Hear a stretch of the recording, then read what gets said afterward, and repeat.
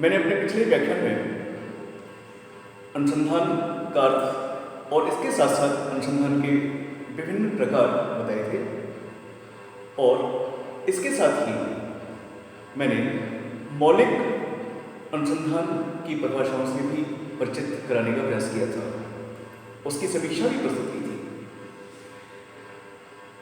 मौलिक अनुसंधान की परिभाषा जानने के बाद आज हम बात करेंगे मौलिक अनुसंधान के कौन कौन से विशिष्ट उद्देश्य होते हैं जिनके ध्यान में रखकर यह अनुसंधान आगे बढ़ाया जाता है या यह अनुसंधान किया जाता है। So I have already let you know about research and the various types of research and the definition of basic research. Before I proceed further, let me once again bring in your mind the various types of research. They are मौलिक अनुसंधान अर्थात basic research, second is व्यावहारिक अनुसंधान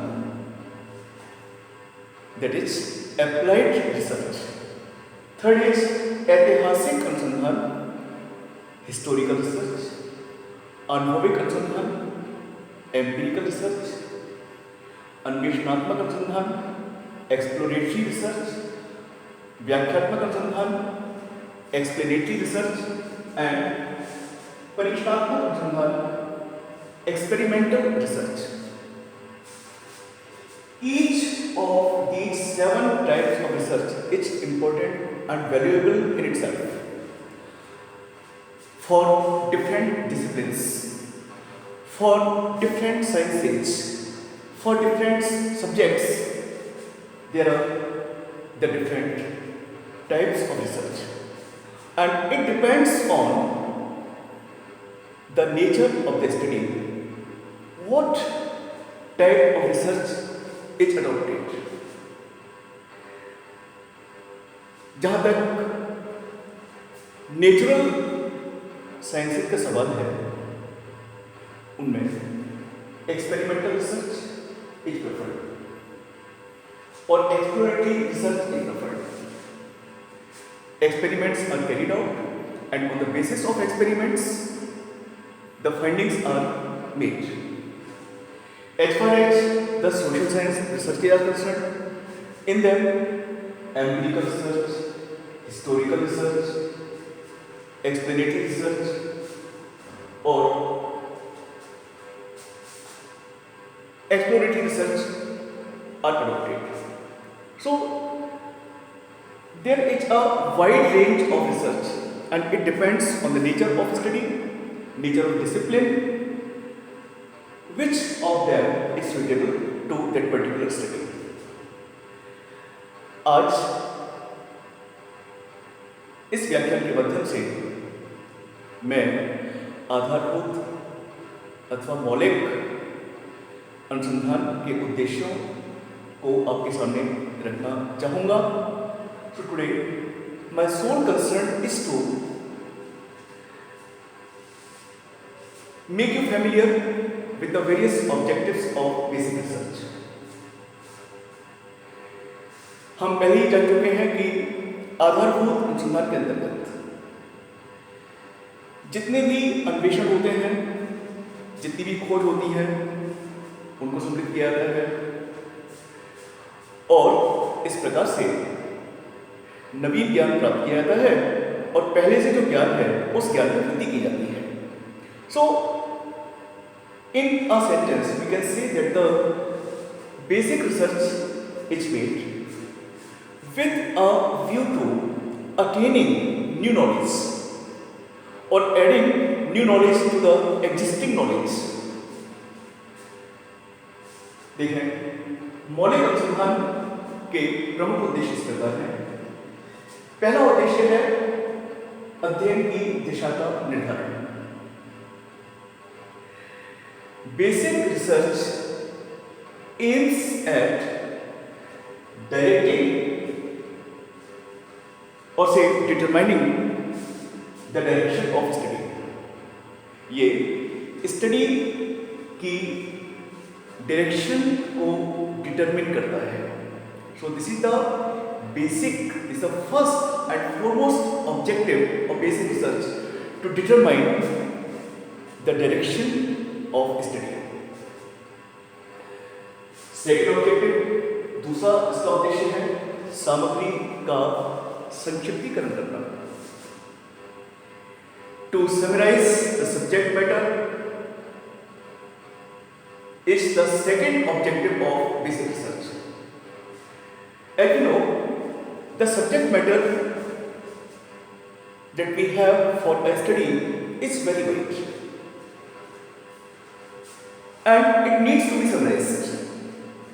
Until and unless it is summarized, the study cannot be made properly. And this objective is fulfilled by basic research. तो जो मौलिक और आधारभूत अनुसंधान है उसका दूसरा उद्देश्य है विषय सामग्री को संक्षिप्त करना। विषय सामग्री बहुत व्यापक होती है। आवश्यकता इस बात की होती है कि उस विषय सामग्री को संक्षिप्त किया जाए जिससे कि उसे आसानी से समझा जा सके और अध्ययन भी ठीक प्रकार से किया जा सके। और ये काम आधारभूत अनुसंधान के द्वारा किया जाता है। Then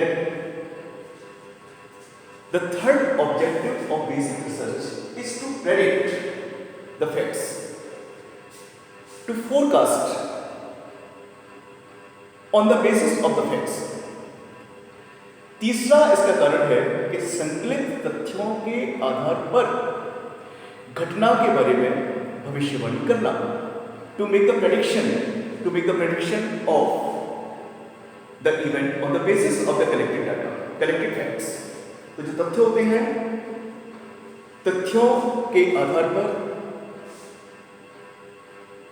घटना के बारे में भविष्यवाणी करने के उद्देश्य से भी यह अनुसंधान किया जाता है। नेक्स्ट इज ज्ञान की कमी को बताना। प्रत्येक क्षेत्र में बहुत सी बातें ज्ञात हो चुकी हैं और बहुत सी बातें ज्ञात किए जाने के लिए अभी भी बची हैं। In all the fields, whether they are related to natural sciences or social sciences, much has already been explored. Still much is left to be explored, to be known. Much has been known, still much has been left. Much is still left to be known. बहुत सी चीजें अभी बची हुई हैं। तो आधारभूत अनुसंधान ज्ञान की कमी अर्थात कि किस चीज का ज्ञान नहीं है, कौन सी चीज हमारे सामने नहीं है, किस चीज हमको ज्ञात नहीं है, उस चीज से यह अनुसंधान परिचित कराता है।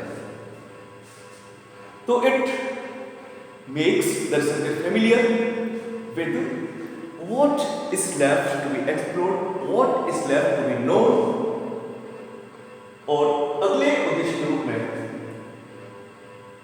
ये अनुसंधान तथ्यों का वर्गीकरण करने में सहायक होता है और तथ्यों का वर्गीकरण करने के लिए भी यह अनुसंधान अपनाया जाता है। So the next objective of basic research is to classify the data. And last but not least, अंतिम उद्देश्य है अनुसंधानकर्ता के ज्ञान पिपासा को संतुष्ट करना। When a researcher decides to study something, decides to study natural or social phenomena, definitely he has a thirst for knowledge about the thing, about the field, about the area that he has selected for his study. And he has an insatiable thirst for knowledge. It becomes a passion.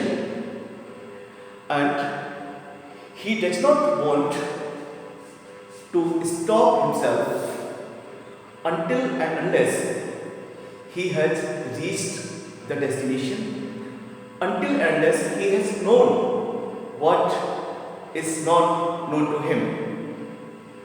तो अनुसंधानकर्ता के ज्ञान पिपासा की संतुष्टि करना भी मौलिक और आधारभूत अनुसंधान का एक प्रमुख उद्देश्य है. So in this way we can say that basic research is a very important type of research. It adds to the existing knowledge. It determines the direction of the study. It classifies the data. It is able to forecast and predict the future of an event on the basis of the collected data. And then it satisfies the thirst which the researcher, which the investigator has for a theme, for a subject, for social and natural phenomena. तो इस तरह से मैंने आपको बताया कि आधारभूत अनुसंधान का एक बहुत महत्वपूर्ण प्रकार है. ये वो अनुसंधान है जो नवीन ज्ञान को प्राप्त करने में अनुसंधानकर्ता की मदद करता है. वो जितना जानता है उसके अलावा जो वो नहीं जानता उस चीज से उसको परिचित कराता है. यह अनुसंधान अध्ययन की दिशा का निर्धारण करता है.